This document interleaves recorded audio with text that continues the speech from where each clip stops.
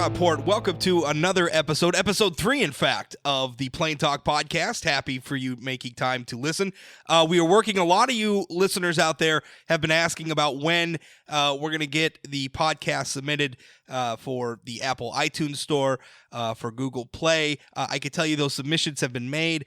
We're working on getting them approved. That's a process. It takes a while. For the time being, you could certainly listen to every new podcast on sayanythingblog.com. They'll all be there. You can watch my social media. Follow me at Rob Port on Twitter, or follow me on Facebook. The post will be there as well. Or, of course, on the various forum communications websites where you could go and download the podcast there as well, until such a time as you could put it on your devices. We do have the RSS feed available. If you watch the posts, we'll have a link to the RSS feed available there. So if you want to plug that into your favorite podcasting service or app, like a Pocket Cast, for instance, you could certainly do it that way as well. We are available. Plain Talk is available on Spotify now. So if you want to check out Plain Talk on Spotify, you could certainly do it that way. I checked it out. Works great. I'm a Spotify subscriber, so if you are as well, that's another way for you to listen. All right, so this episode of the show, in a little bit, we're going to be talking with State Representative Rick Becker. He is bringing back legislation regarding civil asset forfeiture. And essentially what civil asset forfeiture is the process by which the government can take your stuff if they believe it's been involved in a crime. And then you have to prove, essentially, to the government that your stuff was not used in a crime. So, for instance, if the government thinks that you have a large amount of cash on your person and they think that cash was involved in a drug transaction, they could take it from you and they could keep it. You have to try to prove within a certain time window that your cash was not the result or involved in some way in illegal activity. Otherwise, they get to keep it. Same goes for cars, same goes for houses. It's a very controversial area of law. Representative Becker, last session, introduced a similar legislation. It passed in the state house. However, it failed to get a single vote in the state Senate. We'll talk with him about how he feels that debate is going to go this time around. But before we get to that, there are a couple of issues from the blog, sayanythingblog.com, North Dakota's most popular political blog, that I wanted to talk to. First is this government shutdown. I've been watching it unfold since before the holidays, just like the rest of you. It is now officially the longest government shutdown in American history, which is a remarkable thing to think of. Why are we at this crossroads? I guess that's the question for me. Why are we at this point where the government is shut down? The federal government is so, and I realize that this particular government shutdown is over border security, but it's not like this has been the first instance of this in recent years. Nor is it it's also indicative, I think, of the overall rancor in Washington D.C. Right, to the point where our federal politicians just simply don't want to work together. And something that I've been arguing for a while, a symptom of this problem, or I shouldn't say a symptom, perhaps a cause of this problem. This problem is a symbol of this underlying problem, which is that the federal government is simply too large. I've been making this argument for a while now, but I look at the federal landscape. I see a country that is bigger than it's ever been before in terms of population. I see a country that is hugely diverse, culturally, economically, geographically.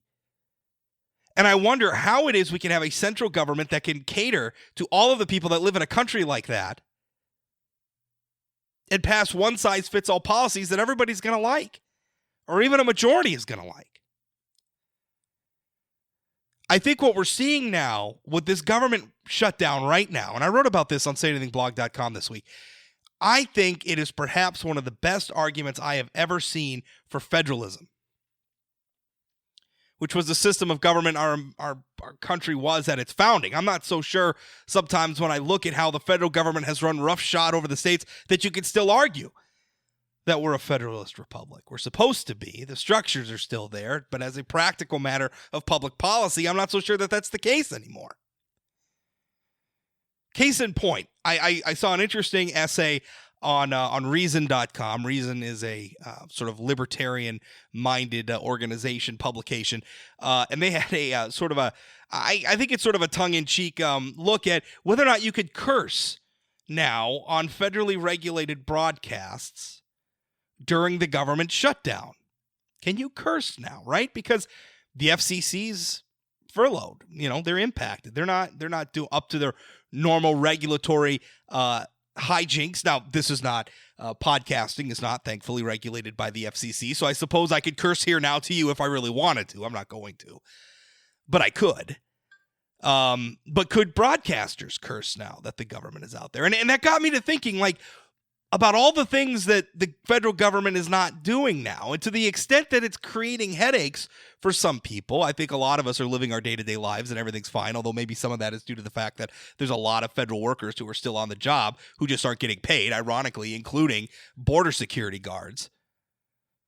But I wonder, to the extent that we're inconvenienced by the federal government shutdown, is it an argument that the federal government is simply doing too much?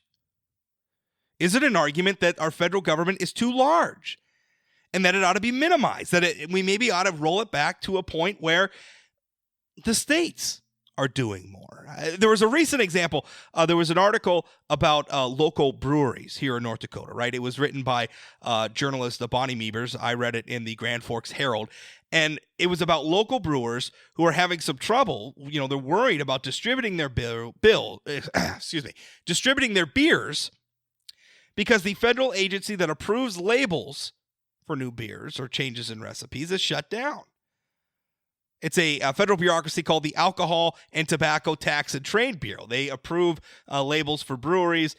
They are, according to their website, closed due to a lapse in government funding. So they're furloughed. Meanwhile, local brewers here in North Dakota can't get their new brews on the market because the feds aren't around to approve their labels. And that just makes me wonder, why do we need the federal government to approve those labels in the first place? Now, I'm not necessarily arguing against labeling as policy. I can understand the public's interest in, food and beverage manufacturers being transparent about what they're putting in their drinks. I'm not necessarily, that's maybe a debate on how far that sort of labeling should go, should be in another area. But, at the end of the day, these beers are being sold in states. Why can't state governments come up with what the labeling requirements should be? And further, to the extent that we might need some uniformity in this effort, right? So we don't have brewers that are stuck trying to comply with 50 disparate or 50 separate labeling codes from all the 50 states, 51, I guess, if we count the District of Columbia.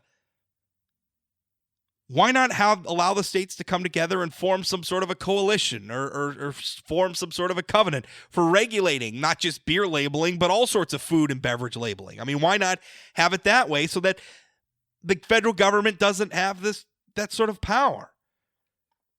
I think at the end of the day, the problem with the idiots in Washington, I wonder if maybe we could get the idiots in Washington to get along if they just had fewer things to do. Because we have a lot of silly federal laws. Did you know that you cannot sell turkey ham as ham turkey? There's a federal law against it. Can't sell it as ham turkey. You must call it turkey ham. As a matter of fact, turkey and ham cannot appear on that product label in different fonts. There's a federal law against harassing golfers in national parks, because goodness knows we don't have local statutes regarding harassment. There's a federal law against consulting with a known pirate. There's a federal law against using diced onions instead of sliced onions in onion rings. These are real federal laws that exist on the books. Somebody somewhere's got to enforce them. They're everywhere. And when I look at these laws, when I think of all these regulations, and I'm sure that you could probably think of some of your own, I think to myself, that's too much. It's too big. Why is the federal government doing these? We probably don't need a lot of these laws to begin with. And to the extent that we do need them, they're probably something that could be handled by local authorities, state authorities, county authorities, municipal authorities. We could handle this stuff without the federal government. Now, again, I realize that the current government shutdown is over border security. And border security lands squarely in the federal purview. But while the federal government shut down, one can't help but think about all the things the federal government does on a day-to-day basis in our communities, in our lives. There's a Twitter account. It's called Crime a Day. You should follow it because they tweet out. In fact, some of the examples I just gave you, I got from this Twitter account. They tweet out on a daily basis examples of absurd federal policy. The federal government is too big, ladies and gentlemen.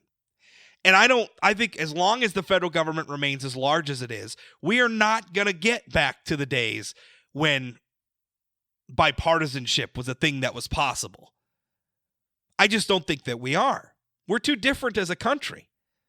It's going to be too hard to find one-size-fits-all policies that are going to gratify people in New York and Florida and Alabama and North Dakota and California. We need the federal government to be smaller.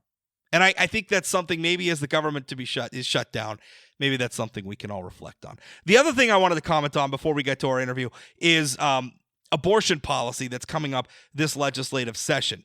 It's called the Abortion Reversal Bill. It's HB 1336. Representative Daniel Johnston, he's a Republican from Catherine, North Dakota. He's introduced a bill, and essentially what it would do is it would add to the list North Dakota's what's called the informed consent portion of our state law. And essentially it would require doctors to tell women seeking an abortion that it may be possible to reverse the effects of an abortion-inducing drug if the woman getting the abortion changes her mind. In fact, I can quote directly. This is from HB 1336, and this is a continuance of other things that women, the law requires that women seeking an abortion be warned of. It adds Section 5. It says, I quote, that it may be possible to reverse the effects of an abortion-inducing drug if she changes her mind, but time is of the essence, and information and assistance with reversing the effects of an abortion-inducing drug are available in the printed materials given to her as described in, and then it refers to another section of law. So essentially, it's going to require the doctor to sit down and before you get an abortion, have a conversation with you about the fact that you could possibly change your mind mid-abortion and reverse the effects of abortion-inducing drugs. Now, I'm not a doctor. I don't know how possible that is. Certainly, some of the abortion doctors that have been quoted in local media are saying it's not possible. Maybe it is, maybe it isn't. I don't know. There's certainly not an unbiased source when it comes to that. My argument, though, is why are we wasting time on this sort of thing? Because I see in terms of, I consider myself to be pro-life. I would like there to be zero abortions. I mean, I'd like us to be able to avoid abortions if we could. I'm wondering if the goal is to stop abortion. The most effective thing we can do, as judging by the statistics in the United States of America, is to promote sex education and promote easier access to contraceptives. Abortion rates in this country are at or near historic lows. Right? Here in North Dakota specifically, we've seen the number of abortions drop. Here in North Dakota specifically, we've seen the number of teen pregnancies drop. These are good things. The way to stop abortions, in my mind, is maybe not restrictions on abortion, so much as easier access to the sorts of things that can prevent unwanted pregnancy. If the only sorts of pregnancies that we had or pregnancies that were wanted, we might find ourselves in a situation where we don't need abortions. Or at least we need very, very few of them.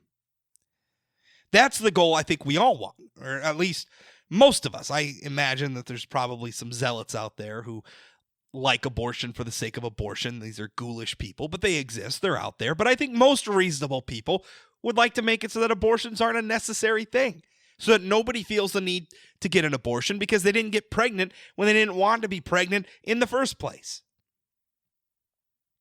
That's the reality I would like to get to. And so in pursuit of that, I would much rather see us focus on, instead of more rigmarole to get an abortion, which, I mean, let's face it, as things stand now, the United States Supreme Court has said that abortion is a right. We can have a debate about that. We've been having a debate about that for generations now. But like it or not, that's the law of the land today. It's probably not going to change anytime soon. But what we could do in the meantime to reduce the number of abortions is make it easier to get contraception. For instance, what if we allowed pharmacists to sell birth control over the counter? I think the time has come. There's been a lot of push nationally. There's a lot of people that says that'd be okay. I'd like to have that debate. I think that's a more fruitful sort of debate. Are there ways in which we can improve sex education here in North Dakota? I'd be willing to have a debate about that. These, to me, if we want to stop abortions or reduce the number of abortions, those are more fruitful avenues for exploration than more of this, hey, let's do more lecturing of the woman seeking the abortion in the first place. I don't think that that's going to change very much at all. Now, I realize the proponents of the legislation probably disagree. And they are probably going to make they're pro-life people, and they want to stop abortions too. And I share that goal with them. I just don't see it as effective. And if we're going to have a debate in the legislature, I'd rather be about some of those other things. All right, that's it for the monologue section. We're going to move on to the interview with State Representative Rick Becker. We're going to talk about civil asset forfeiture. Stay tuned.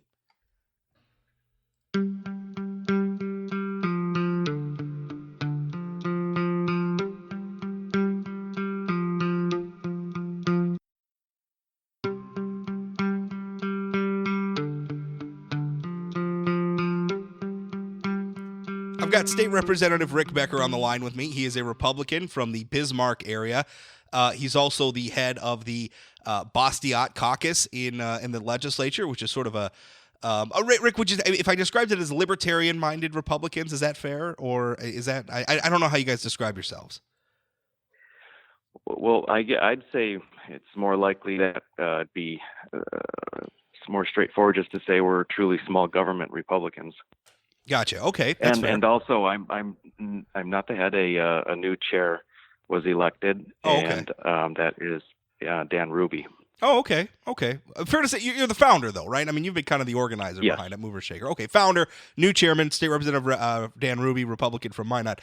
But anyway, we're not here to talk about the Bastiat caucus. We're here to talk about civil asset forfeiture. Now, I know this has been on your radar for years, Rick. It's been on my radar for a long time as well. Civil asset forfeiture, for those who don't understand, is essentially a process by which the government can seize property, including cash money, including things like vehicles, even homes or structures, can seize that property if they believe it's been involved in a crime. And the way the process works is essentially, if you want to get your property back from the government, you have to prove to the government that it wasn't used in a crime. So it's kind of a reversal of, if the government initiates a criminal proceeding against you, the burden of proof is on the governor to prove that you committed a crime. But if they initiate a criminal proceeding, and I guess it's not a criminal proceeding, but if they basically, and I'm not using legally precise words here, but they kind of charge your property with a crime, the burden of proof is on you, the property owner, to prove that your property wasn't involved in a crime. Did I describe all that accurately, Rick? Yeah, that's very accurate. Probably the biggest thing, the most relatable thing is most people, and rightfully so, believe that the government, or in other words, law enforcement, may seize your property if they think you're committing a crime, but they would also think that you get your property back if you're not found guilty, when in fact the current law it does not work that way. Even if you're not charged, because they ended up not being able to find the evidence that supported a charge, or if charges are dropped, or if you're acquitted, or if you're found not guilty, none of that matters. You still have to go to court, civil court, and fight and prove that you deserve to get your property back. Now, I think virtually 100% of North Dakotans would think that is not necessarily the right and proper way to handle things. So that's really the initiating factor of why this measure is here. And another factor here as well that we need to consider is that if you don't make your case after a certain amount of time, they just get to keep your money, right? So if it's cash money, or if it's your car, or if it's your firearms, or if it's your home even, they are allowed to just sell it and keep the proceedings, right? Am I, again, describing that right, Rick? Exactly. Okay. Yep, that's exactly right. So last legislative session, you had a bill to, because I want to talk about that first. Last legislative session, you had a bill to address this. What would your bill last session have done? Well, let's see. First, it would have required a finding of being guilty. And at that point, then a person would have to go to court if they wanted to try and get their property back. If they weren't found guilty, they would automatically get their property back. The second thing is that it required reporting from the AG's office. Currently, nobody has any idea how much forfeiture goes on, what types of property for what types of charges, and what the values are. Nobody has a clue because there's no reporting requirements. There's no transparency. Thirdly, it dealt with where the money goes. All proceeds from forfeitures go into agency and departmental funds. And so, although no one last session and no one at this time, I think, is making accusations that it's being abused by law enforcement to try and plump up their funds and support things in a tight financial situation, the incentive is there. It's a very strong, perverse incentive, and there are numerous instances throughout the country outside of North Dakota where it's clearly been abused to try and find additional revenues from going through this process, and that's where people use the phrase policing for profit. Now, last session, your bill failed. Tell us about that process. Well, okay, there's a couple of things in play. First, the whole concept of civil asset forfeiture and the ramifications of it are pretty new, I would say, to the majority of legislators. And that's not a negative or demeaning statement at all, because only a year or two prior to my submitting the bill, I had never heard of it either. It's kind of it's only recently where it's gaining some traction and understanding. So you have a great big topic, a huge bill. I forget how many, 30 some pages, difficult to understand, and people saying different things about it. So that alone doesn't bode well for passage. The second thing is that, again, it was extremely lengthy. It was a bit hard to understand, and it was written somewhat from other states' statutes, so that it didn't sort of jibe well with North Dakota statutes, and it made it a little more difficult. Now, it still passed in the House, but then when it got to the Senate, the Attorney General testified, essentially just that it wasn't necessary, I guess, was the main thing. I didn't think there was a very substantial argument against it. However, the Senate, jumped in line, and it received 0 votes in favor when it came to the Senate.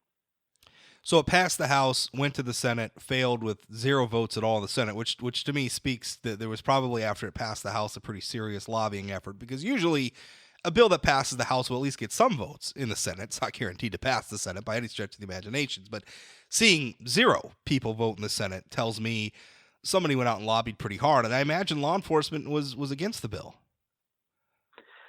Right. The BCI and the Attorney General's office was against the bill. Now, I don't, a lot of these types of bills, when people say law enforcement is against it, that doesn't mean the regular officers. Sure. What it means frequently are department heads, agency, the brass, the lobbyists, the people that are concerned most about money. And so it's really odd, because this bill last time and this time does not address anything with law enforcement. People think, it's anti-law enforcement, but the law enforcement's part of forfeiture is just the seizure. This bill doesn't change any of that. If they see someone committing a crime, or what they think is committing a crime, they still seize in the same manner that they did before. This reform, civil asset forfeiture reform, only addresses what occurs after that in the courts. So this has nothing to do with law enforcement. Right. Yes, it moves some funds. That's true, but when we don't know how much. But my take is, if the funds are significant, then let's just address that with appropriation from the legislature. This perverse incentive is just completely unacceptable. I agree. And I think that's a very important point you made, because I think we all want, if police think that somebody is dealing drugs, I want them to be able to get in and disrupt that, and then press charges, and we'll have a criminal proceeding play out, which we have all sorts of jurisprudence around, and it's not a perfect system, but it's the best system we have, and all that could play out. I want that to happen. What I don't want to happen is for the government be able to just take somebody's stuff, and regardless of whether or not the charges are pressed or they're found guilty or anything else, force the person to have to prove that their property wasn't used in a crime. That's what sticks in my craw. And certainly there shouldn't be an incentive for law enforcement to get to keep that stuff. Now, tell us, you've introduced legislation again this session. What's different? What are you doing different this time around to hopefully get over the hurdle and get this through the legislature? Well, first off, I would say it's, I don't know if I'd say better written, but better written for passage. I mean, it's easier to understand. Everything is right in line with North Dakota statutes. So that's the one aspect. It still has the reporting requirements. The funds go into the school's trust fund. I guess that's a little different. Last time it was the general fund. The reason I'm doing it in the school's trust is because currently fees and fines mandated by the Constitution go into the school's trust. And forfeitures, I think, kind of fall in line with fees and fines, and so it makes sense. And it still has the guilty aspect necessary and the reporting requirements. In addition to those things, it adds an aspect of proportionality, which we didn't have last time, which is really important. It came before the Supreme Court with a case in Indiana. The thing is, if you are, let's say that the civil asset forfeiture reform is in place, and it's wonderful because you don't get your stuff taken unless you're found guilty, where you have to go fight for it. But even in that case, or that situation, if you are convicted of a crime for which the maximum penalty, let's just say, is $2,000, but you had your pickup and boat seized, that would be constitutionally excessive. And so the proportionality isn't there. You can't. It's not right to take $60,000 or $70,000 worth of property for a crime in which $2,000 was the maximum. So it adds that. It's pretty much the same bill, just better. Well, that's obviously, yeah. And again, this is a new issue. So I think it makes sense that if in successive legislative sessions, if we're having to debate this, that, you tighten up the argument a little bit, right? Because that's the benefit of debate, is to expose, problems. I mean, that's what the legislative process is about. At the end of it, hopefully the bill that's passed is an improved version of the bill that was introduced. Exactly. That's in an ideal world. It does add one other thing. Right. It adds one other thing I forgot to mention. That's livestock. Because seizing livestock is a huge pain in the butt, and this bill would allow for seized livestock to remain on the property, and to be have care administered by someone identified by the law enforcement agency. So you don't have to somehow transport a whole bunch of cattle if you're seizing them. And then so that's good. Rob. Sorry, go ahead. One of the biggest concerns I have, the biggest,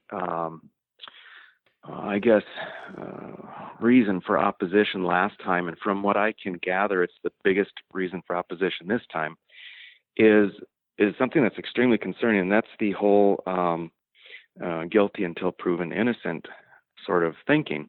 And what I heard from state's attorneys last time and others is, well, there's always two examples. One is the evil drug dealer, and one is the human trafficker. And so they only use these very strong emotional sort of examples. And what they'll say is, here's an example, such and such happened, and we know they're guilty. It's obvious they're guilty, but they're not found guilty in a court of law. And so don't want to give their stuff back because they're bad people, and we know they're guilty. And that's a very winnable argument based on emotion. But the problem is, and what's frightening, is that the state's attorneys have this idea that they know when people are guilty. They don't need a judge. And so to use extreme examples, they'll use an example of a drug dealer with $1 million sitting in the car or something. I mean, these are just so far-fetched, such sort of red herring type of examples, to take our attention away from the day in, day out examples that we want to avoid. And then they go down this pathway of talking about how they know people are guilty without being found guilty in court. I hate to even try and somehow argue within that narrative. It's just so completely backwards from where our prosecutors should be. Yeah. It's frightening. My father was a police officer. He was an Alaska state trooper, and then afterwards he went into the private sector and did criminal defense and private investigation work. But I have heard him talk about the frustration of being a law enforcement officer who knows that somebody's up to something, right? Because Rick, I think you and you see somebody, I mean, especially if you're a police officer, you see somebody and they're in a situation and they've got a large amount of money. It's not, or they're doing something else, and it's not hard to put the dots together and to say that person's doing something, right? I could get that feeling. The problem is that our law requires that if you want to say they're guilty, you have to prove their guilt in a court of law beyond a reasonable doubt. And we have a lot of excellent reasons for doing that. We don't want the government just arbitrarily deciding who's guilty and who's not guilty. There's a reason why our system is structured to put the burden of proof in a criminal proceeding on the government. And frankly, I would rather let some people get away. I would rather allow some people to get away and to continue flouting the law and maybe doing some of the terrible things that they're doing. I would rather tolerate that and put up with that than live under a system where the government can arbitrarily decide guilt or innocence, particularly when it comes to taking large amounts of property away.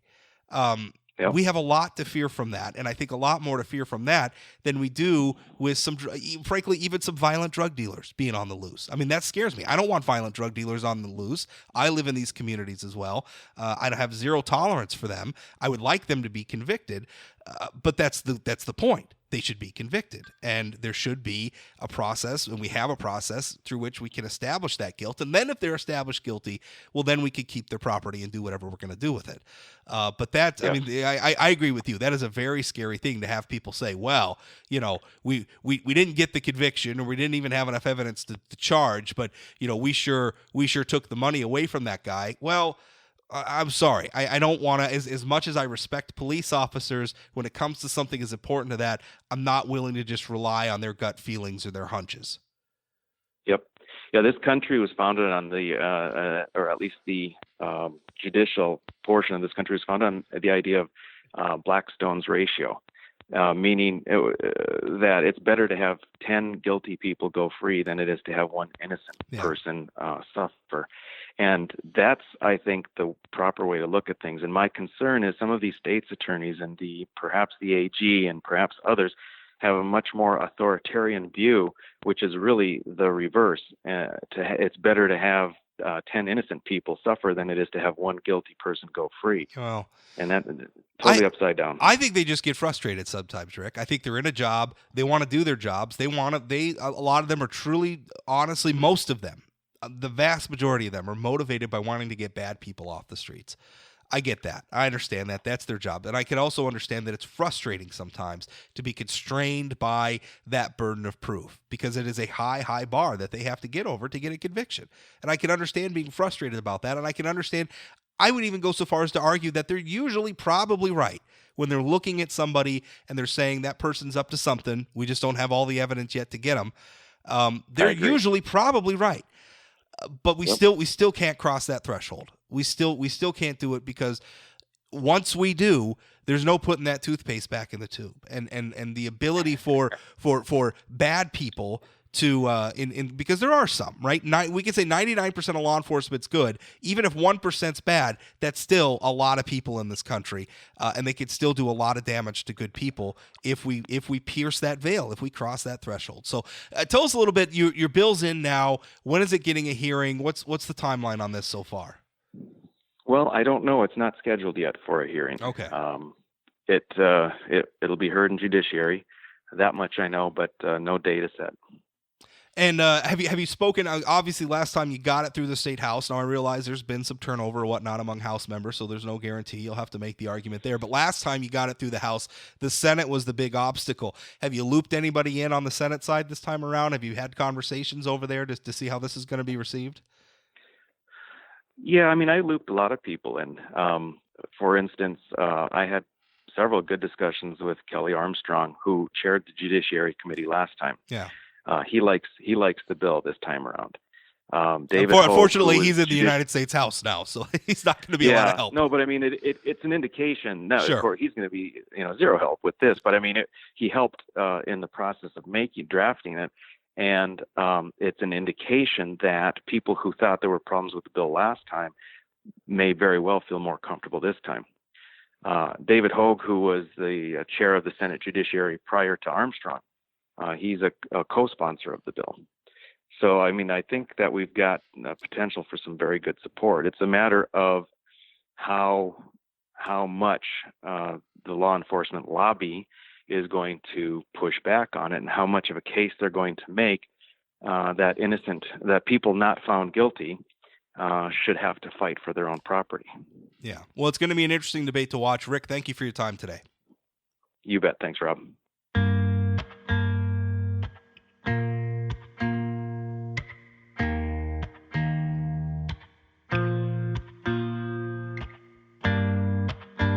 That's it for today's episode of Plain Talk. Thank you for listening, of course. And once again, like I said at the beginning of the show, we are still working on getting the podcast listed in iTunes and Google Play. Stay tuned for that. It's coming. Until then, listen on sayanythingblog.com. Follow me on social media at Rob Port on Twitter. You can follow, if you just want the blog post, you can follow at sayanythingblog on Twitter as well. Same with Facebook. You can either follow me personally, just search for Rob Port on Facebook, you'll find me, or sayanythingblog.com has its own Facebook page. You could follow there as well. Podcast updates will be in both places, and the podcast is available on Spotify.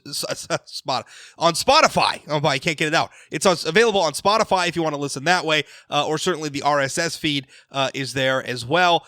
You can plug that into the podcasting service of your choice. And as you listen to this podcast, if you want to send me feedback, you certainly can.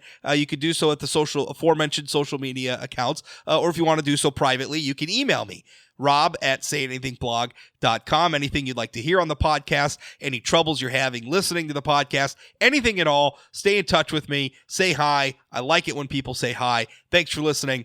We'll talk again.